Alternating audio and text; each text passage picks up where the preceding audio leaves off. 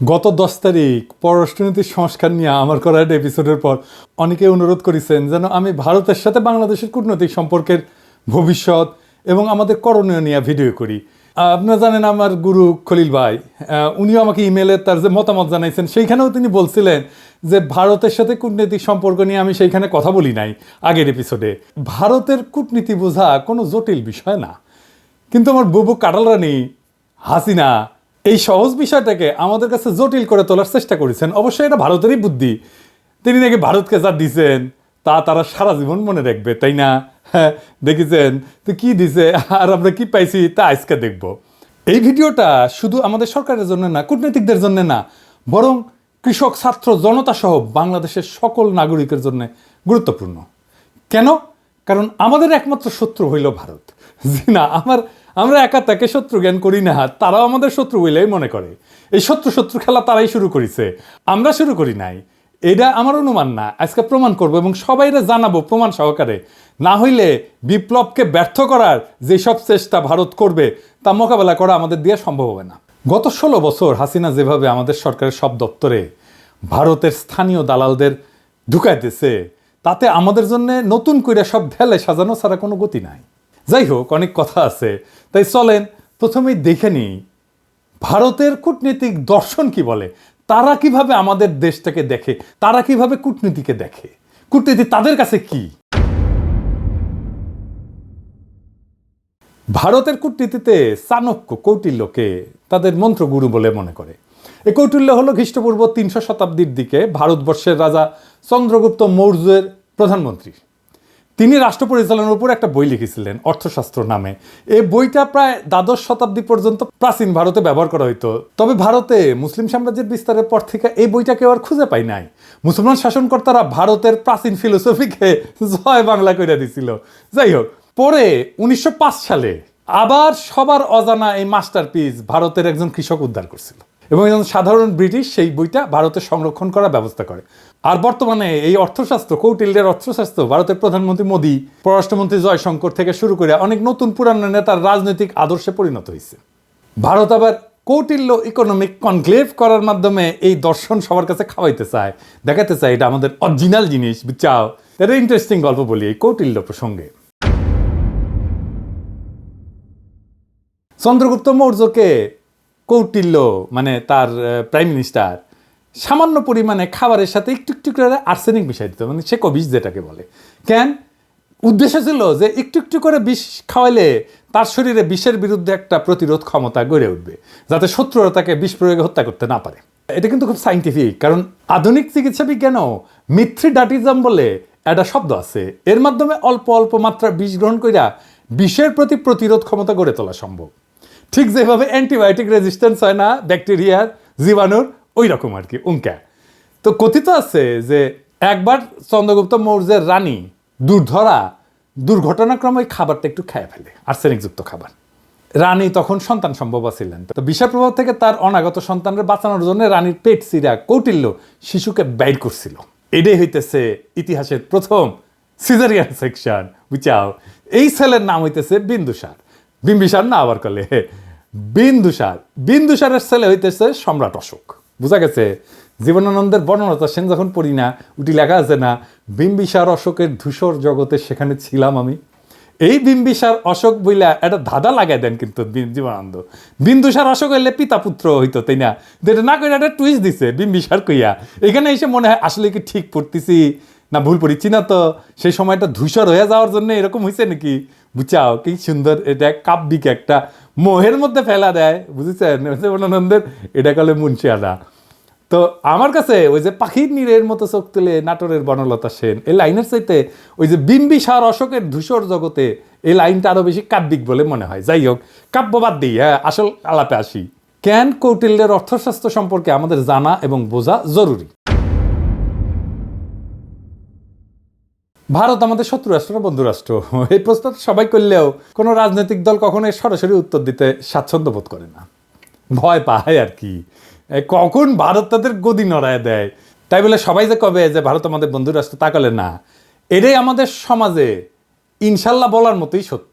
হাসিনা বাবুর আমলে তো ভারতকে বন্ধু বলাটা একটা ফ্যাশন ছিল। বাংলাদেশের কোনো জাতীয় অর্জনে ওই ভারতের প্রধানমন্ত্রী রাষ্ট্রপতি থেকে শুরু করে মন্ত্রী মুখ্যমন্ত্রী আগমন খুব কমন ছিল না, সাধারণ ঘটনা ছিল না। কিন্তু হঠাৎ কি হইলো যে ময়ূক পাগলা হইয়া গেল। এই যে দেখেছেন এডিটর সাহেব, এটা দেখান না, ওই তিরিং বিরিং করে লাফায় না, দেখান না। হুক করলে তারেক হেভি টাপাইছে, ওই যে গণ অধিকারের তারেক, বুঝাও তারেকের ভিডিওটা দেখা, তারেক কি কইছিল যে জামাতকে আপনার পাশাত কামড় দিছে, দেখান না ওইটা। আরে বাবর কে? বাবর কে? কে? বাবর ভারতের বাপ। হ্যাঁ, বাবর ভারতের বাপ। আর আর আচ্ছা ঠিক আছে, ঠিক আছে। সমস্যা কি বলেন তো? আমার আমার আমার আমার সমস্যা হচ্ছে জামাতি এবং জেহাদিরা। বন্ধ করতে পারবেন? কেন জামাতিরা আপনার পাশে কামড় দিয়েছে বলেন? বিজেপির নেতারা উল্টা পাল্টা বলা শুরু করলো, এই দেখেন ভিডিও দেখেন।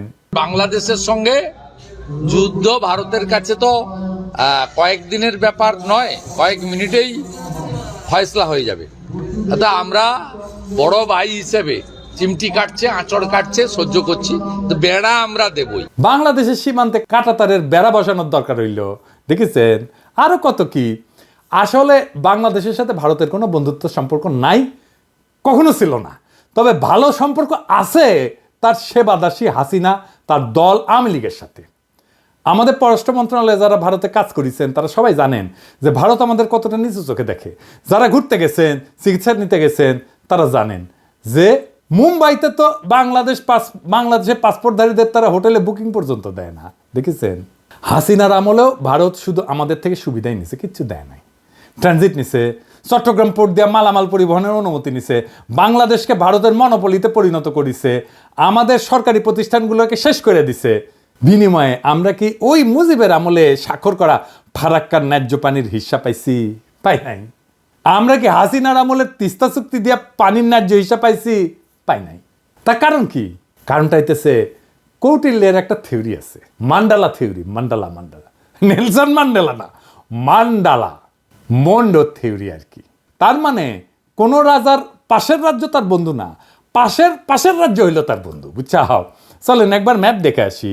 ভারতের আশেপাশে যত রাষ্ট্র আছে তার মধ্যে একমাত্র বাংলাদেশের সাথে তার কথিত বন্ধুত্ব ছিল, মানে একমাত্র সেবাদেশী হাসিনার মাধ্যমে সে বন্ধুত্ব ছিল। কিন্তু পাকিস্তান, নেপাল, ভুটান, শ্রীলঙ্কা, মালদ্বীপ, এমনকি মিয়ানমারের সাথে ভারতের অত ভালো সম্পর্ক না, তাই না? বন্ধুত্ব নাই। বাংলাদেশে ভারত প্রভু তার সেবাদাসী হাসিনাকে একটা সুষ্টি দিয়ে বুঝ দিছে, ওই যে তো বন্ধু। এটাও আসলে একটা কৌটিল্য মতে ভারতের পররাষ্ট্রনীতির একটা অংশ কলে। এটা আমরা দেখমুনি, হাসিনা ফাসিনা কিছু না। এটা বোঝার জন্য চলেন দেখি কৌটিল্যের পররাষ্ট্রনীতিতে কি লেখা আছে। কৌটিল্যের পররাষ্ট্রনীতিকে বলে 6-fold পলিসি, মানে 6 স্তরের পলিসি। এটা একটা সংস্কৃত খটোমটো বাংলা আছে, ষটগুণ্য সিদ্ধান্ত। যাই হোক, আমি ইংলিশটাই কব, কারণ ইংলিশে কইলে তো ঠিকই কইছি, তাই না? তো যাই হোক, এই 6-fold পলিসি অনুযায়ী পররাষ্ট্রনীতি 6 ভাবে পরিচালনা করা যায়, 6 ভাবে, বুঝছাও? কি কি? শান্তি, যুদ্ধ, নিরপেক্ষতা, আগ্রাসন, জোট এবং দ্বৈত নীতি। হ্যাঁ, বুঝছাও? 6টা। তো প্রথম আলাপ হইতেছে শান্তি নিয়ে, মানে কৌটিল্যের শান্তি নীতি কি কূটনীতিতে। কৌটিল্য কয় যে একজন রাজা তখনই শান্তি স্থাপন করবে যখন সে দেখবে যে শত্রু রাজা তার ক্ষতি করার সামর্থ্য রাখে। তার মানে হলো দৌড়ের উপরে রাখতে পারলে ভারত শান্তির কথা বলবে, বুঝছাও? 2001 সালে রৌমারিতে সীমান্তে আমাদের তৎকালীন বিডিআরের মাইরের কথা মনে আছে না? এডিটর সাহেব মাইর হবে, মাইরের সাউন্ড হবে। কেমনে তাদের বিএসএফকে আমাদের বিডিআর জওয়ানেরা দৌড়ের উপরে রাখিছিল, মনে আছে না? হ্যাঁ, তো তখন ভারতের অনেক সৈন্য মারা গেলেও ভারত কিন্তু আমাদের সাথে শান্তি স্থাপন করেছিল, কারণ তারা বুঝেছিল যে বাংলাদেশ তাদের দৌড়ের উপরে দাবরানির উপরে রাখতে পারে। তাইলে ইন্ডিয়ার সাথে শান্তি স্থাপনের একমাত্র পথ হইতেছে, একমাত্র রাস্তা হইতেছে ওরা দাবরানির উপরে রাখা। আর একটা উদাহরণ দিই, 1962 সালে ইন্দোচীন যুদ্ধে চীনা সেনারা ভারতের সেনাদের নাকানো জমিতে খাইছিল, একটা অংশ দখল করে নিয়েছিল। ভারত তখন দ্রুত নাকে খত দিয়া চীনের সাথে শান্তি স্থাপন করেছিল, কারণ ভারত জানতো যে চীনকে আক্রমণ করলে তাদের খবর আছে, বুঝেছাও? তার মানে ওরে যত দাবরানির উপরে রাখবেন ও শান্তি শান্তি করে আপনার কাছে আসবে। 1 নাম্বার সূত্র কয়া দিলাম। তাই আমাদের সেনাবাহিনীর সাহস নিয়ে লড়াই করার কিছু ডেমো ভারতকে দিয়ে দিতে হবে। আমরা অলরেডি একটা ডেমো দিছি যখন নতুন করে বর্ডারে কাঁটাতার লাগাইতে গেছিল না, কিন্তু এটা তেমন কোনো ডেমো হয় নাই। এটা আরেকটু ভালো করা লাগবে আর কি। আবার ফাইজলামি করলে না, রৌমারির কথা মনে করায় দিতে হবে, কলে মাথায় ঢুকাই দিতে হবে যে ভারতকে দৌড়ের উপরে রাখলে তারা শান্তির কথা বলবে। ওর তত্ত্ব দিয়াই ওরে মাইট দিতে হবে। ও কেমনে কূটনীতি চালায়, ওর কূটনীতির মাইন্ডে কি কাজ করে সেটা বুঝা ওর মতো যদি কাজ করেন তাইলে কেস ফতে। এবার আসেন যুদ্ধনীতি। কৌটিল্যের যুদ্ধনীতি কি? কৌটিল্যের মতে একজন রাজা তখনই যুদ্ধের জন্য আক্রমণ করবে যখন দেখবে যে তার অবস্থান শত্রুর চেয়ে শক্তিশালী। কথা সত্য। এই যে 1971 সালের কথাই ধরেন না, পাকিস্তান যখন আমাদের আক্রমণ করলো তখন ভারত আমাদের সাথে এসে সাথে সাথে যুদ্ধ করে নাই। তারা দেখিছে যে আমাদের মুক্তি বাহিনী কতটুকু যুদ্ধ করতে পারে। যখন মুক্তি বাহিনী আমাদের পাইরা ফেলাইছে না পাকিস্তানি বাহিনীদের, যখন দেখেছে যে মূল কাম সাইরা ফেলাইছে, তখন 3রা ডিসেম্বর 71 সালের মুক্তিযুদ্ধের শেষের মাত্র 13 দিন আগে যৌথ কমান্ড গঠন করিয়া মুক্তিযোদ্ধাদের ক্রেডিট নিয়ে বাংলাদেশকে স্বাধীন করিয়া দেওয়ার ক্রেডিট নিয়ে নিছে। বুঝছাও? এটা হইল ভারতের সামবাজ যুদ্ধনীতি। এরা তখনই যুদ্ধ করবে যখন তারা বুঝে যে তাদের জেতার সম্ভাবনা 100%। অনেকেই জানেন যে শেখ মুজিবের বান্ধবী যে ইন্দিরা গান্ধী, সেই সময়ের ভারতের সেনাপ্রধান জেনারেল মানেকশকে জুন মাসে কইছিলেন যে এই যুদ্ধ শুরু করতে, কিন্তু রাজি হন নাই। কারণ তখন বাংলাদেশে বর্ষাকাল এবং তাদের সেনারা বাংলাদেশে বর্ষায় যুদ্ধ করলে পাকিস্তানের কাছে গোয়ারা আসবে। সত্যি কথা, আমার কথা না, মানেকশর কথা। তার মুখে শুনেন দাও কি কইছে, এডিটর সাহেব শুনে দেন। And if I were to go in, I guarantee you 100% defeat. I said to Mrs. Gandhi, will you now give me your orders? And she, all right, cabinet would meet again at 4 o'clock. So everybody started walking out, I being the junior one. A smile on my face as I was going out. She said, Chief, stay behind. So I said, Prime Minister, before you open your mouth, shall I send in my resignation on grounds of health, mental or physical? And she said, oh, sit down, Sam, tell me. Everything you told me is the truth. I said, yes, everything I've told you is the truth. I said, it's my job to fight to win, not to lose. And she smiled at me, she said, all right, Sam, you let me know when you are ready. এই যে 13 দিন যুদ্ধ করেছিল, যুদ্ধের পর যে লুটপাট শুরু করেছিল, সেই সময় কিছু বীর সেনা অফিসারের কারণে ঠিক মতো করতে পারে নাই। মেজর জলিলের কথা মনে আছে, সে বাধা দিছিল এবং তারে গুম করে ফেলছিল। ওই সময় যে করতে পারে নাই লুটপাটটা, এটা গত 53 বছর ধরে পোষায় নিছে ইন্ডিয়া। তাই আমাদের সশস্ত্র বাহিনীকে মনে রাখতে হবে যেন ভারত কখনো এমন সুযোগ আছে বলে ভুলও না করে। প্রফেসর ইউনূসের সেনাবাহিনীর শীতকালীন মহড়ায় যাওয়ার ব্যাপারটা অনেকটা সেই রকম। আমি খুবই পছন্দ করেছি এটা। অনেকে না বুঝলেও আমাদের সবার শ্রদ্ধেয় প্রফেসর ইউনূস স্যার বুঝতে পারিছেন যে এই মহড়ার কত গুরুত্ব। এইসব মহড়া ঘন ঘন করতে হবে, বুঝছাও? শুধু শীত না, বর্ষাতেও করতে হবে। যে শীত বর্ষা কিছুই যে ভারতের কোনো কাজে আসবে না, ওটা বুঝা দেওয়া লাগবে, বুঝছাও? ভারতের মনে যেন ভয় অটুট থাকে, তারা যেন কোনোভাবে বাংলাদেশকে আক্রমণের খায়েশ করতে না পারে। এখন কৌটিল্যের মতে ভারত এই যে যুদ্ধ নীতি, এটা কেমনে করবে? এটা 3 ভাবে করবে, 3 প্রকারে করবে। কিভাবে?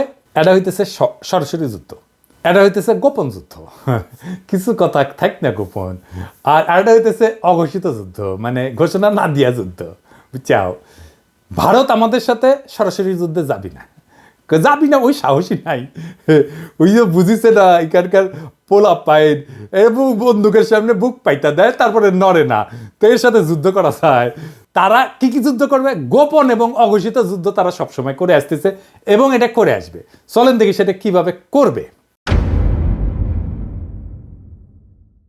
গোপন যুদ্ধ হইলে সেটা সেই পন্থা যেটা দ্বারা ভারত আমাদের একদিকে আক্রমণের আশঙ্কা তৈরি করবে আর আমাদের সেনাদের সেই দিকে ব্যস্ত রাখবে, কিন্তু ভারত আমাদের আক্রমণ বা ক্ষতি করবে অন্য দিক থেকে, বুঝছাও? মাথায় ঢুকে নাই, তাই না? ধরেন আমাদের দক্ষিণে তো আরাকান রাজ্য, একটা নতুন রাখাইন দেশ হওয়ার সম্ভাবনা আছে, তাই না? ভারত রাখাইন দেশকে দিয়া বাংলাদেশের নাপ নদী সংলগ্ন বর্ডারে উত্তেজনা তৈরি করবে। আর আমরা যখন ওই দিকে সামলাইতে ব্যস্ত হয়ে যাব, তখন উত্তরবঙ্গ বা অন্য কোনো বর্ডার দিয়া সে আক্রমণ করার চেষ্টা করবে। এটা বুঝতে ভারতের ওই হকার সাংবাদিক ময়ূক রঞ্জনের একটা ভিডিও দেখি, চলেন। সে কইতেছে যে বাংলাদেশের চিকেন নেক নিয়ে নিলে ভারত ফেনী দখল করিয়া চট্টগ্রামকে আলাদা করে দিবে। শুনেন। এটিকে বলা হয় বাংলাদেশের চিকেন স্নেক। বাংলাদেশের এই চিকেন স্নেক অবরুদ্ধ করতে ভারতের সময় লাগবে 5 মিনিট। বাংলাদেশের চিকেন স্নেক এটা যদি কাট অফ করে দেওয়া হয়, তাহলে গোটা বাংলাদেশের ভূখণ্ডের সাথে চট্টগ্রামের কোনো সম্পর্ক থাকবে না। এই ফেনীটা যদি কোনোভাবে কাট অফ হয়ে যায় বা দখল হয়ে যায় বা অবরুদ্ধ হয়ে যায়, গোটা বাংলাদেশের এত বড়, এত জেলা সহ যে বাংলাদেশ, সেই বাংলাদেশ থেকে কাট অফ হয়ে যাবে চট্টগ্রাম। এটা মৌলবাদীদের কি করে লোকে বোঝাবে? অর্থাৎ ভারত আমাদের চট্টগ্রামের ভয় দেখাইতেছে যেন আমরা এদিক নিয়ে ব্যস্ত হইয়া যাই আর ভারত আমাদের অন্যদিকে মেরা দেয়, বুঝাও। কিন্তু সেই প্ল্যান তো আজকে ফাঁস করে দিলাম, তাই না? এবার চলেন অঘোষিত যুদ্ধ কেমনে ভারত করবে। এটা আসলে ভারতের সবচেয়ে পছন্দের যুদ্ধ, বুঝছাও। এই যুদ্ধে তারা তাদের সরকারি এজেন্ট, ধর্মীয় এজেন্টদের ব্যবহার করবে। তারা এই কাজ শুরুই করে দিছে। সরকারি চাকরিতে ভারতের দালালদের দিয়া অস্থিরতা তৈরি করেছে, ক্যাডারে ক্যাডারে দ্বন্দ্ব করেছে। এইটা প্রফেসর ইউনূসের সরকারকে কাজ করতে না দেওয়ার একটা কুবুদ্ধি। তাই আমি আগেও বলছি, এখনো বলি, ক্যাডারে ক্যাডারে দ্বন্দ্বের সমাধান করা জরুরি। এই ক্ষেত্রে কোনো কথা শোনা যাবে না, কঠোর হইতে হবে। যারা এই দ্বন্দ্ব ধৈর্য রাখতে চায় ওরা ভারতের দালাল, সবার অধিকার এবং প্রাপ্যতায় সাম্য দরকার।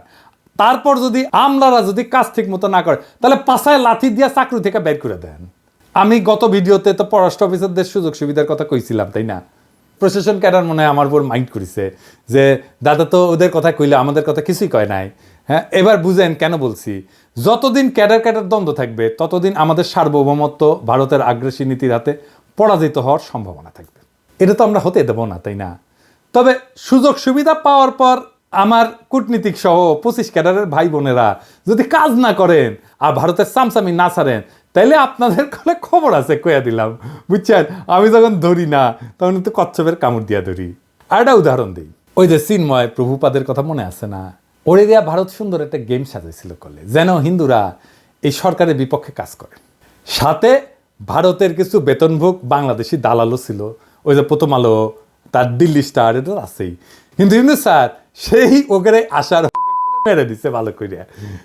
একইভাবে দিল্লির সাতপন্থীদের দিয়া ধর্মপ্রাণ মুসলমান তাবলিগের সদস্যের মধ্যে মারামারি সৃষ্টি করছেন, সেটাও আমরা সামলাইছি করলে। এইরকম আরও আসবে, কিন্তু এখন আর লাভ হবে না, কারণ সবাই বুঝে গেছে যে ভারত কিভাবে এই কাজটা করে বা করবে। এইটা ভারতের অনেক প্রিয় মেথড, কিন্তু প্রিয় পদ্ধতি। ভারত আগেও তাই করেছে। 1975 সালে শেখ মুজিব জয় বাংলা করে দেওয়ার পরে ভারত আমাদের পার্বত্য চট্টগ্রাম এলাকায় শান্তি বাহিনীকে ফান্ড করেছিল, ট্রেনিং দিছে, তারপরে অশান্তি সৃষ্টি করেছে। আর এই হারামজাদা কাদের সিদ্দিকী ওরে আশ্রয় দিচ্ছে। আদের সিদ্দিকী তার বাহিনী নিয়ে বাংলাদেশের ভিতরে আসে আক্রমণ করিত, এবং কাদের সিদ্দিকীর বাহিনীর সাথে আমাদের সেনাবাহিনীর যুদ্ধ হইতো। কিন্তু অনেকে গলে বীরুত্তম খেতাবও পাইছে, এবং আমাদের অনেক অফিসার মারা গেছে, সৈনিক মারা গেছে। আর এই হারামজাদা রাজনীতি করিচ্ছে, ওর তো এখন জেলে থাকা উচিত। আবার দেখেন, ওই যে শেখ মুজিব জয় বাংলা হওয়ার পরে যে শান্তি বাহিনীকে ফান্ড করেছিল না ইন্ডিয়া, আবার যখন কাঁঠাল রানী 1996-তে ক্ষমতা এসেছে তখন ইন্ডিয়া আবার ওই সমস্যার সমাধান করে দিছে 1997 সালে, যেন আওয়ামী লীগ বাহবা পায় আর বাংলাদেশ তাদের হুকুমের দাসী হাসিনা দ্বারা পরিচালিত হয়। একই কাজ তারা শ্রীলঙ্কায় করেছে তামিল হিন্দুদের নিয়ে, নেপালে করেছে মাওবাদীদের নিয়ে, পাকিস্তানে বেলুচিস্তানে একই গল্প। বাংলাদেশে যেন তারা এই কাজ করতে না পারে সেই দিকে লক্ষ্য রাখতে হবে। বর্ণ, গোত্র, ধর্ম নিয়ে যারা লাভ দেবে, ঝামেলা করার চেষ্টা করবে, ইসলামকে বাংলাদেশে বিতর্কিত করার চেষ্টা করবে, এরা সবাই ভারতের দালাল, এটা মাথায় রাখতে হবে। এবার দেখি কৌটিল্যের নিরপেক্ষতা কূটনীতি কি। কৌটিল্য কাছে যদি কোনো রাজা মনে করে যে তার শত্রু রাষ্ট্রের ক্ষমতা তার সমান এবং এই ক্ষমতার সাম্য তাদের পারস্পরিক ক্ষতি হইতে বিরত রাখে, তবে রাজা সেই রাজ্যের প্রতি নিরপেক্ষ থাকে। মজার কথা, মানে হইল ভারত যদি মনে করে বাংলাদেশ তাদেরকে জয় বাংলা করে দিতে পারে যে কোনো সময়, তাইলে ভারত আমাদের সাথে নিরপেক্ষ আচরণ করার সিদ্ধান্ত নেবে। এই ধরেন 5ই আগস্টের পর আমরা যখন ইলিশ দেওয়া বন্ধ করেছিলাম তখন ভারতের বাহাদুরি কিন্তু শেষ হয়ে গেছিল। তো ওরা তখন আমাদেরকে তেল দিয়া, কালারানির প্রতি প্রেম কিছুটা বিসর্জন দিয়া আমাদের থেকে ইলিশ নিচ্ছে, আমরা দিছি। যদিও এই সিদ্ধান্তটা আমাদের অনেকে পছন্দ হয় নাই, কেননা আমরা সেই সিদ্ধান্ত বুঝে নিছি কিনা জানি না। তবে এখন এইসব চাল আমাদের বুদ্ধি করে চলতে হবে। ভারতকে বুঝাই দিতে হবে যে 1971 সালে আমাদের সহায়তা করার প্রতিদান অনেক গুণে আমরা দিছি, এখন আমরা আমাদের ন্যায্য পাওনা আদায় না করে আপনাদের কিছু দিব না। আর একটা উদাহরণ দিই, 2008 সালে যখন মুম্বাইতে আক্রমণ হয় না, ওই যে তার দায় কলে ভারত পাকিস্তানকে দিছিল, অনেক হম্বিতম্বি করেছিল, কিন্তু তারা পাকিস্তানে কোনো সামরিক আক্রমণ চালায় নাই। এর কারণ হইল পাকিস্তান একটা নিউক্লিয়ার শক্তি, ওরে আক্রমণ করলে ভারত জয় বাংলা হয়ে যাবে, এটা ভারত বুঝে, তাই তারা হাক ডাক দিয়া চুপ ছিল। বুঝা গেছে ব্যাপারটা? শক্তিতে সমান সমান টক্কর দিতে হবে, টক্কর দেওয়ার ক্ষমতা, আমার টক্কর দেওয়ার ক্ষমতা আছে, এইটা বুঝাই দিতে হবে। এবার আসেন কৌটিল্যের আগ্রাসন নীতি। কৌটিল্যের দর্শন মোতাবেক একজন রাজা যখন নিজের শক্তি বৃদ্ধি করে তখন সে শত্রু রাজ্যকে আক্রমণের প্রস্তুতি নেয়। এটা কিন্তু ভারত খুবই মানে হইল যে এটা ভারতের পছন্দের একটা মেথড, এইভাবে সে মাপে অন্যরে। এই যে ধরেন রৌমারির কথা, 2001 সালে রৌমারিতে ভারতের সেনারা আমাদের জয় বাংলা হওয়ার পরে ভারত কিন্তু চুপ ছিল, কারণ আগেই বলছি এরপর আমাদের বুবু যখন 2008-এর 1/11-এর নকশা ক্ষমতা আসে, তার কয়েকদিনের মাথায় ভারতের প্রতিশোধ নেয় বিডিআরে হত্যাকাণ্ড কইরা, 57 জন সেনা অফিসারকে হত্যা কইরা। শুধু তাই না, বিডিআরের গৌরবময় ইতিহাস যেন বাংলাদেশে না থাকে, তাই তারা কাঁঠালরানীকে দিয়ে নাম পরিবর্তন কইরা বিজিবি বানায়, পোশাক বদলায়। দেখেন হাসিনার দাসত্ব। আমরা যেহেতু এটা এখন বুঝে গেছি, আমরা আবার বিডিআরকে তার আসল নামে ফেরত নিয়ে যাব। বিডিআর নামে পরিচিত হবে, তাদের আধুনিক অস্ত্র দেব, ফেরায় দেব তাদের গৌরবের ইউনিফর্ম। এই নাম শুনলে আর ইউনিফর্ম দেখলে ভারতের 2001 সালের কথা মনে থাকবে, আর পাতলা পায়খানা হয়ে যাবে। এইটা আমাদের প্রথম কৌশল। দেখেন ভারতের সেনাপ্রধানের বক্তব্য। I am in touch with the chief of Bangladesh during the time of when this changeover took place. I was in constant touch with him, and even thereafter in November 24 we had a video conference also. As far as the military cooperation is concerned, is again going up in the same way. Our officers have moved there for the NDC also. There is no let up on that side. The only thing is, as far as the joint exercise which is carried out, because of the situation as of now, that we have postponed for some time, and as and when the situation improves, that exercise will also go on. When we talk about the relationship we should talk about when there is an elected government. So as of now, the relationship is with the military is well and perfect. 5 আগস্টের পর 5 মাস হয়ে গেল, ভারত তার কোনো মন্ত্রী বা সংস্থা প্রধান কখনো এই ধরনের কথা বলে নাই। আমি আমার আগের ভিডিওতে বলছিলাম যে ভারতের প্ল্যান মোতাবেক সব চলতেছে, এবং এই প্ল্যান মোতাবেক চালাইতেছে ভারতের আরেক সেবাদাস ওয়াকার। আমার কথা অনেকেই বিশ্বাস করেন নাই, অনেকেই আমাকে কইছেন ওয়াকার একটা বিপ্লবের শক্তি। এখন দেখেছেন তো, এখন দেখেন ভারতের সেনাপ্রধান বলে তার সাথে নাকি অন্তর্বর্তীকালীন সরকার গঠনের পুরা সময় জেনারেল ওয়াকারের সাথে যোগাযোগ ছিল। অর্থাৎ ওয়াকার সাহেব যখন রাজনৈতিক নেতাদের নিয়ে অন্তর্বর্তীকালীন সরকার গঠনের চেষ্টা করতেছিলেন, তখন তিনি নিয়মিত ভারতের সেনাপ্রধানের সাথে যোগাযোগ রাখতেছিলেন। রাষ্ট্রদ্রোহী কাজ করছেন তিনি। ওয়াকার সাহেব হয় আপনি বিপ্লবের স্পিরিট ধরতে পারেন নাই এবং হাসিনার আমলের অভ্যাস 2 দিনে ছাড়তে পারেন নাই, অথবা আপনাকে ভারতের সেনাপ্রধান ফাঁসাইয়া দিছে যাতে বাংলাদেশের সেনাবাহিনীর সর্বোচ্চ নেতৃত্ব বিপ্লবের বিপক্ষে কাজ করতেছে, এইটা জনমনে ছড়ায় দেওয়া যায়।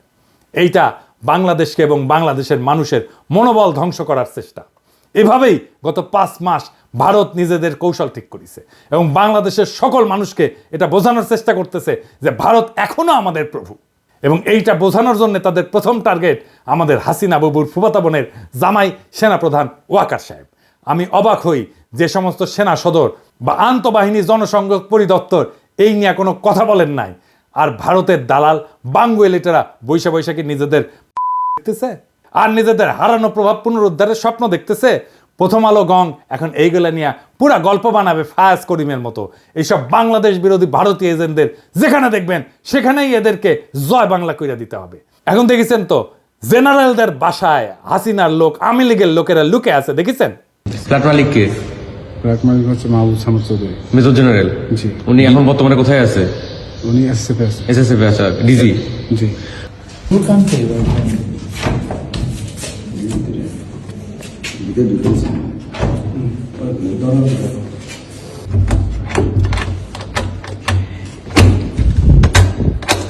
এক্সকিউজ মি, কেউ যদি থেকে থাকেন আসেন, কথা বলেন, বের হন, নাইলে আমরা কিন্তু দরজা ভাঙতে বাধ্য হব। আপনারা যদি ভিতরে কেউ থেকে থাকেন একটু কাইন্ডলি একটু কোঅপারেট করে বের হন, নাইলে আমরা কিন্তু দরজা ভাঙতে ইয়া করবো।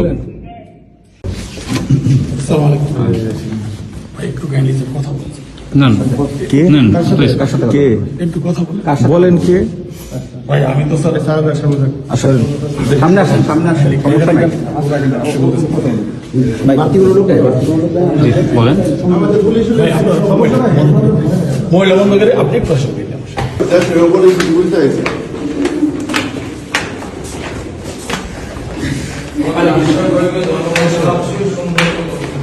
তো এখন কি করা লাগবে আমাদের এই সেনাবাহিনী নিয়ে? এর মধ্যে আমাদের সামরিক সক্ষমতা এমনভাবে উন্নীত করতে হবে যেন ভারত আমাদের ভয় পায়। ভারতের সামরিক শক্তি আমরা জানি, সেটা ওয়াকার সাহেবও জানেন। সামরিক বিষয়ে তাই এখানে বলতে চাই না, আমার সাথে যোগাযোগ করলে পরামর্শ দিয়ে দিব। তবে এটা বলতে পারি, আমাদের সশস্ত্র বাহিনীকে নতুন নতুন আধুনিক যুদ্ধ বিমান, ট্যাঙ্ক, যুদ্ধ সরঞ্জাম কিনতে হবে। মাঝে মাঝে সে সমস্ত মাল দিয়া একটু প্রশিক্ষণ করে তো ফুটাতে টুটাতে হবে আর কি, বুঝছাও। আর বলিছি এটা সাইবার ব্রিগেড করতে হবে আমাদের শক্তিশালী, তাইলে আমাদের পাতলা পায়খানা চলতে থাকবে। ভারত কিন্তু ফ্রান্স থেকে রাফেল কিনেছে, রাশিয়া থেকে কিনেছে সুখোই যুদ্ধ বিমান। আমাদের তো রাশিয়া ফ্রান্সের সাথে সম্পর্ক ভালো, যুক্তরাষ্ট্রের সাথেও ভালো, তুরস্কও আছে। ভারত এতদিন আমাদের আধুনিক যুদ্ধ সরঞ্জাম কেনার ব্যাপারে ভেটো দিয়ে আসছে করলে, এখন বুঝতে পারছেন তো কেন তারা ভেটো দেয়? এই কূটনীতির কারণে, কারণ ওরা চায় আমরা যেন সমরে শক্তিশালী হইতে না পারি এবং তাদের সেবা দাসী হিসেবে থেকে যায়। এরপরে আসেন কৌটিল্যের কূটনীতিতে জোট নীতি কি। কৌটিল্য বলে দিছে যে যখন রাজায় যুদ্ধ করবে না তখন সে অন্য শক্তিশালী রাজ্যের সাথে জোট গঠন করবে এবং নিজেকে সেই শক্তিশালী রাজার হাত থেকে নিরাপদ রাখবে। ভারত কিন্তু এই কামটাও ঠিক মতো করে, মানে কৌটিল্যকে মাইনে চলে আর কি। এই যেমন ধরেন ভারতের সামরিক সহযোগিতার সম্পর্ক আছে রাশিয়া, ইসরায়েল আর যুক্তরাষ্ট্রের সাথে। এই তিন দেশ চাইলে যে কোনো সময় ভারতকে জয় বাংলা করে দিতে পারে। আবার লক্ষ্য করলে দেখবেন যে এই তিন দেশের সাথে যাদের শত্রুতা, ভারত কিন্তু তাদেরকে শত্রু মনে করে। এই তিন দেশের কমন শত্রু হইল মুসলিম দেশগুলা। ভারত এদের সাথে সন্ধি করার মানে হইল ভারত এদের সাথে মিলা মুসলিম বিরোধী শক্তি গঠন করতে চায়। ভারত এইসব দেশ থেকে সমরাস্ত্র কেনে, এদের সাথে মিলিটারি তথ্য আদান প্রদান করে। আমরা হয়তো ইসরায়েলের সাথে সম্পর্ক করতে না পারলেও বাকি দুই দেশের সাথে পারবো, সেই অবস্থা আমাদের আছে। আবার কাঁঠাল রানী যেইভাবে আমেরিকার সাথে সম্পর্ক খারাপ করেছিল, তাতে এটা পরিষ্কার যে হাসিনা ভারতের নীল নকশা বাস্তবায়ন করেছে যেন বাংলাদেশের সাথে আমেরিকার সম্পর্ক ভালো না থাকে। আমরা এদের সাথে সম্পর্কের পাশাপাশি চীন, পাকিস্তান, সৌদি আরব, ইরান, তুরস্কের সাথে সামরিক সম্পর্ক তৈরি করব। এরা কেউ ভারতের সাথে সন্ধি করবে না, কিন্তু আমাদেরকে এরা ভালোবাসে, ঠিক কিনা বলেন? আমাদের সাথে সন্ধি করবে। এই সন্ধিগুলা হইলে তখন দেখবেন যে জয়শঙ্কর বাবাজি আর অজিত দোভাল কিভাবে দৌড়ের উপরে থাকে। আমাদের সামরিক কেনাকাটাগুলা আমরা এইসব দেশ থেকে করব। আর আমেরিকা, রাশিয়াকে সাথে নিতে হবে। এরা কিন্তু হিসাবি দেশ, এদের থেকে সমরাস্ত্র না কিনলে এরা আপনাকে কোনো সাপোর্ট দিবে না। ভারতে রাফায়েল আছে, আমরা F-16 কিনতে পারি। আবার ফ্রান্সের রাফায়েল অথবা রাশিয়ার সুখোই কিংবা চীনের চেংদু J-10 চার্লি কিনতে পারি, তাই না? তবে ফ্রান্সের রাফায়েল কিনলে আমি এনে খুশি হমনি, তাই না? আমাকে এত আশ্রয় দিছে না ফ্রান্সের সরকার, ওদের কিছু করা লাগে না, আমাদের তো একটা দায়িত্ব আছে, কি বলেন? তো রাফায়েল কিনলে পিনাকি দাদা খুশি হয়ে যাবে নি, বুঝছাও? তো শুনেন, কেনা লাগবি না এখনই, খালি কেনার আলাপ শুরু করে দেন, দেখবেন ভারতের সীমান্তে কাঁটাতার বসানো থেমে যাবে। আমি গ্যারান্টি দিচ্ছি, লিখে দিচ্ছি, না হইলে আমার এসে কইেন। আলাপ শুরু করেন খালি, দেখেন তাদের রাষ্ট্রদূতের দৌড়াদৌড়ি শুরু করে দেবে ওই দেশে। তখন ওরাও ভারতকে তাদের ব্যবসার মধ্যে না আসার পরামর্শ দিয়ে বসায় দিবে। পাকিস্তানে আমাদের সামরিক কর্মকর্তাদের সফরে একটা ভালো সংবাদ শুনলাম, তাদের থেকে J-71 যুদ্ধ বিমান কেনার আলাপ চলতেছে। বাংলাদেশ কিনলে তারা খুশি হবে। দক্ষিণ এশিয়াতে ভারত একটা সিপাই থাকবে। এইবার আসেন কৌটিল্যের দ্বৈত নীতি, এই জিনিসটা আবার কি? এটা সবচেয়ে মজার থিওরি। এইটার মধ্যে একজন রাজা একই সময় একজনের সাথে যুদ্ধ আর একজনের সাথে সন্ধি, বুঝছাও? মানে হইলো ভারত একসাথে দুইটা যুদ্ধ করতে পারবে না, করবেও না, কখনোই না। দেখবেন যখন পাকিস্তানের সাথে যুদ্ধ খেলে তখন অন্য কারোর সাথে সেই খেলা দেখায় না। গত 16 বছর তো আওয়ামী লীগ ভারতকে বাম্পার সুবিধা করে দিছিল। বাংলাদেশ তো তাদের দখলেই ছিল, তাই না? ভারত নিশ্চিন্তে অন্যদের সাথে ঝামেলা করে গেছে। এখন তো সেই মজা আর নাই। এখন আমরা ভারতের শত্রু সকল দেশের সাথে আলাদা আলাদা করে সম্পর্ক তৈরি করব। আধুনিক বিশ্ব ব্যবস্থায় সম্পর্কের অন্যতম মাধ্যম হইল ব্যবসা এবং বাণিজ্য, এই সম্পর্ক জোরদার করা। এবার আসেন আমাদের ভারত নীতি কেমন হবে, কি দিয়ে আমরা ভারতকে সাইজ করতে পারবো, ওরা দৌড়ের উপরে রাখতে পারবো, প্রত্যেক দিন দাবরানির উপরে রাখতে পারবো। এটা আমাদের জানা দরকার না? আসেন দেখি। অনেকে মনে করে আমরা ছোট দেশ, ভারত ছাড়া আমরা চলতে পারবো না। আরামজাদা, চলতে পারি কিনা তুই দেখ আমাদের দায়িত্ব দিয়ে দেখ পারি কিনা। আমি প্রফেসর ইউনূসকে কইব যে আপনি অনতিবিলম্বে সার্কের কার্যক্রম চালু করেন। দরকার হলে বাংলাদেশ সম্মেলনের ডাক দিবে, আয়োজন করবে, এতে সকল দেশের সাথে বাংলাদেশের সম্পর্ক উন্নত হবে। ভারত আসতে চাইবে না জানি, কারণ তারা পাকিস্তানের সাথে এক টেবিলে আলোচনায় বসবে না। আমাদেরকে এই সুযোগটা নিতে হবে। এই জন্যেই আমরা ভারতকে ছাড়াই সার্কের কাজ শুরু করব। দক্ষিণ এশিয়াতে ভারতের মহাজনগিরি ছুটাই দিতে হবে। দক্ষিণ এশিয়াতে পাত্তা না পেলে ভারতকে আর কোনো দেশই পাত্তা দিবে না। ভারত নিজেদের অনেক বড় হ্যাডম ভাবে। দেখেন তাদের পররাষ্ট্রমন্ত্রী কি বলে। I think I'm 1/5 of the world's population. I am what today the 5th or 6th largest economy in the world. I mean, forget the history, civilization bit. Everybody knows that. But I think I'm entitled to have my own side. I'm entitled to weigh my own interests, make my own choices, and my choices will not be cynical and transactional, but they will be a balance of my values and my interests. There is no country in the world which disregards its interests. SAARC চালু হইলে দেখবেন ভারতের পায়জামা ঢিলা হয়ে গেছে, ওর ফিতা খুঁজে পাচ্ছে না। সাথে আমরা অবজারভার হিসেবে নিব চীন, রাখাইন, এইসব দেশকে, তারা খুশি হবে। আফগানিস্তানকে নিব, রোহিঙ্গা সমস্যার সমাধানে নতুন গতি আসবে।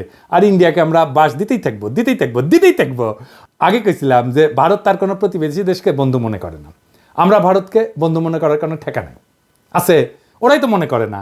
আমাদের ভুলে গেলে চলবে না যে আমরা 18 কোটি মানুষের একটা বাজার, পৃথিবীর 8ম বৃহত্তম বাজার, আমাদের ক্রয় ক্ষমতা বিশ্বে 25তম। আমাদের এইখানে সবাই তার পণ্যের বাজার করতে চাইবে, সবাই। আওয়ামী লীগ বাংলাদেশকে ভারতের একক বাজারে পরিণত করছিল।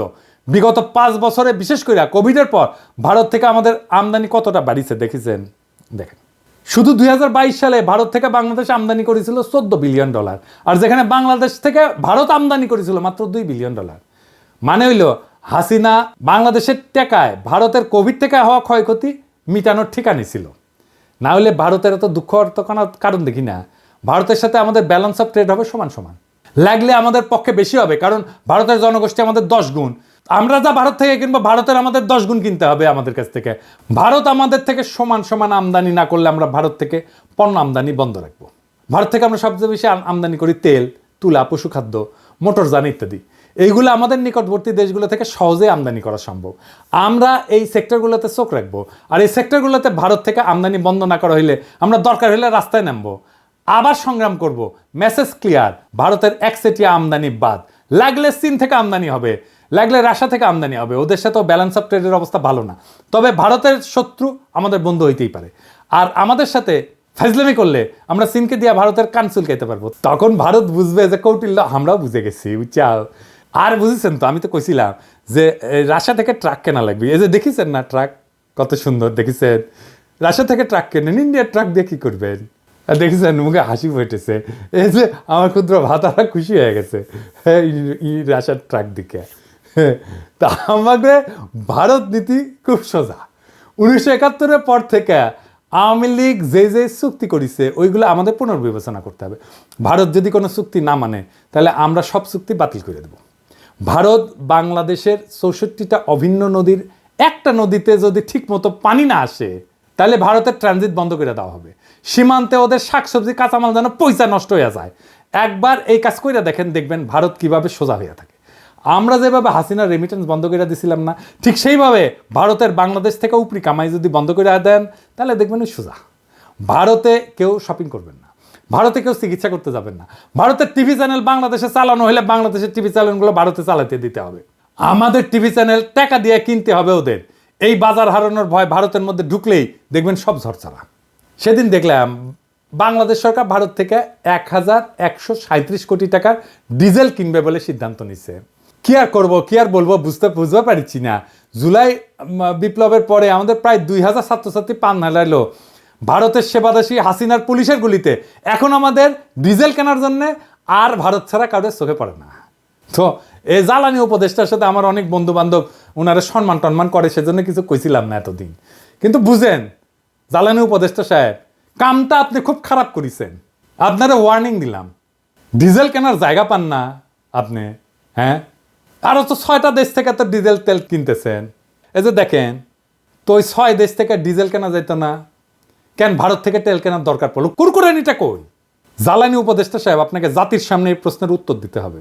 সামে সিকোনে প্রচুর কাম করিচ্ছেন কলে, নাইলে বিপ্লবী জনতা আপনাকে কেন বিশ্বাস করবে? ইউনূস স্যার, আপনি কি এই ব্যাপারে জানেন?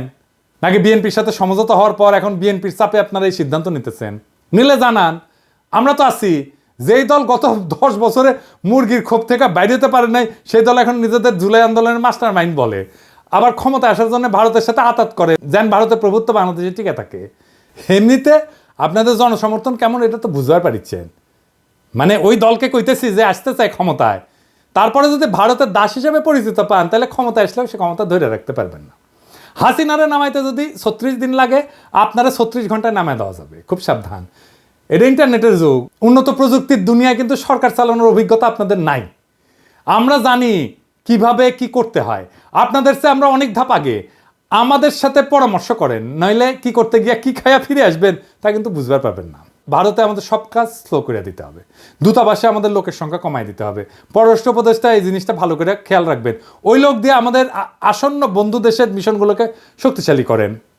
ভারত আমাদেরকে ভিসা না দিলে আমরা ভিসা দিব না, আমাদের দূতাবাসে আক্রমণ করলে আমরা ওদের শান্তিতে থাকতে দেবো না। ইউনুস স্যার তো ভদ্র মানুষ, আপনি না পারলে আমাদেরকে বলবেন, আমার ক্ষুদ্র ভাতা এবং ভগিনীরা ভারতের পাশে আগুন ধরায় দিবে, লাগলে জায়গা মতো আগুন ধরায় দেব। আমাদের কোনো সরকারি কর্মকর্তা ভারতে প্রশিক্ষণে যাবে না। কেন যাবে না জানেন? আসেন বলি। কারণ এইসব প্রশিক্ষণ দেওয়া এতদিন ভারত আমাদের সব অফিসারদের প্রোফাইল বানিয়েছে, বুঝছেন? তাদের কার কি পছন্দ অপছন্দ, কারে পয়সা দিলে হবে, কারে মেয়ে ধরাই দিতে হবে, তা সব জানে এবং এই কাজ করেছেও। কিন্তু এই যে সানিউল কাদের দেখেছেন না, ধরা খেয়েছিল, তারা ইউএনএদেরকে ডিসিদেরকে নিয়ে গেছে দেরাদুনে, কূটনীতিকদেরকে পড়াইছে দিল্লিতে। তাই আমাদের সরকারি অফিসারদের বিশেষ করে যারা ভারতে প্রশিক্ষণ নিছে তাদের শুদ্ধি পরীক্ষা নিতে হবে, এবং এরা সব কয়টা বিক্রি হয়ে গেছে। আমাদের অফিসাররা ভারতে প্রশিক্ষণে গেলে তাদের অফিসারদেরকেও আসতে হবে এখানে। এটা অবশ্য ফরেন সার্ভিস একাডেমি করে, তবে এইটা আরও বেশি করা দরকার। ভারতের অফিসারদের প্রোফাইল তৈরি করতে হবে, এবং এর একই সাথে আমাদের চরিত্র ঢিলা অফিসারগুলো আছে না, ওদের আপাতত কাজ করা বা পদায়ন থেকে বিরত রাখতে হবে। নইলে তারপর 2 প্যাক মেরে আবার হোয়াটসঅ্যাপে ফ্যান খুলে দিবে, ভারত সেই সমস্ত ছবি জোগাড় করে তাদের দিয়ে গুপ্তচরগিরি করাইবে, বুঝছো? এটা ওদের একটা পলিসি করে। এখন আপনারা যেহেতু ভদ্রলোক, সেই জন্যে সুশীল, সেই জন্যে আপনারা ওদেরকে দূরে রাখেন যাদের চরিত্র ঢিলা। আমি যদি ফরেন মিনিস্টার হইলাম ইনি, তাইলে ওই হানি ট্র্যাপ ফেলা ইন্ডিয়ার মায়াগরে তাদের ডাবল প্রমোশন দিলাম ইনি। ইন্ডিয়া হানি ট্র্যাপে ফেলানো ছাড়া আর কিছু পারে না। তাই তাদের এই হানি ট্র্যাপ আইডিয়া জয় বাংলা করে দিতে হবে। যখন কইতে পারবেন পারলে আরও পাঠা, তোর দেশে মায়েরা আমার কাছে আসে কেন, তুই পারিস না তো আমি তোরে সাহায্য করতেছি, আরও পেটে দিস বান্দা হাজি, সেই দিন তাদের এই অস্ত্র আর কাজ করবে না। তাদের দর্শন, তাদের ফিলোসফি তাদের বিরুদ্ধে প্রয়োগ করা লাগবে। তখন কইবেন যে পিনাকি যা কইছিল তার কতটা সত্যি, যদিও পিনাকি বাংলাত কছে, বগুড়ার ভাষাত কছে, তাও কলে এটা সত্য কইছে। তাই ভারতে আমাদের সকল সরকারি কর্মকর্তার ট্রেনিং বন্ধ, একেবারে ফুল স্টপ। এবার আসেন শেষ কথা। পররাষ্ট্রনীতিতে শেষ কথা বলে কিছু নাই। এক দেশ নিয়ে পলিসি করাটাও বিপজ্জনক। এক দেশের সাথে সম্পর্ক স্থাপন করা শুধু সেই 2 দেশের ব্যাপার না, অনেক বিষয় মাথায় রাখতে হয়। তবে ভারত যেহেতু স্পেশালভাবে আমাদের গত 53 বছর লুট করে গেছে, তাই আমাদের এখন সময় আসছে ভারতকে নিয়ে ভাবার, নতুন কইরা পলিসি তৈরি করার। কৌটিল্য ভারতের আইডিওলজিক্যাল গুরু কলে, তবে এমন গুরু ওদের অনেক আছে, কিন্তু কৌটিল্যের ব্যাপারটা একটু আলাদা। তাই ইউনুস স্যারকে আমি বলবো, আপনাদের সব সরকারি কর্মকর্তাদের কৌটিল্য পড়ান, বই পড়তে বলেন, পরীক্ষা নেন। ভারত যেভাবে আমাদেরকে সাইকোলজিক্যালি করাপ্ট করেছে না, আমরা এখন ওদের সাইকোলজি শিখবো তাদেরকে করাপ্ট করার জন্যে। আজকেই আর ফল আসবে না, কারণ সরকারে তাদের অনেক গোপন সেবাদাসী আছে। তবে এইভাবে আগাইলে আশা করা যায় আমরা 5-10 বছরের মধ্যে আমাদের হারানো মেরুদণ্ড আবার ফিরে পাবো। আর আওয়ামী লীগ হইল ভারতের দাস, দেশের শত্রু। এটা আজ আবার প্রমাণ করলাম, এটা দর্শন দিয়া করলাম। এইবার অনেকে তো বলে যে পিনাকি না বুঝেই বলে, তাদের জন্য সমালোচনার আহ্বান রইল। ভারতের পররাষ্ট্রনীতি আমি যেভাবে খুলে দেখাই দিলাম, এটার বাইরে কোনো কথা আছে কিনা। ভারত নিয়ে যে দালালি করবে তাদের কলে খবর আছে। আপনারা সরকারি পদ্ধতি সামলান, আর আমি তাদের স্থায়ী সেবাদাসী প্রথম আলো আর ডেইলি স্টার দেখতেছি। এরাই মিডিয়াতে উল্টাপাল্টা লিখবে, মানুষকে ভারতের মুখাপেক্ষী করতে সব চেষ্টা করবে। আগাম কইয়া দিলাম আপনাদের প্ল্যান চেষ্টা করে দেখেন, ফাল দিলে কলে খপ করে ধরবো, ধরে ফেলামো। জিয়াফতে এখন লোক হচ্ছে ক্যাঙ্কা, দেখেছেন? আজকে আয়োজিত হতে যাচ্ছে সামাজিক জিয়াফত। এই জিয়াফতের উদ্দেশ্য হলো শহীদ পরিবার, আহত সহযোদ্ধা এবং ছাত্র জনতাকে সম্মান জানানো।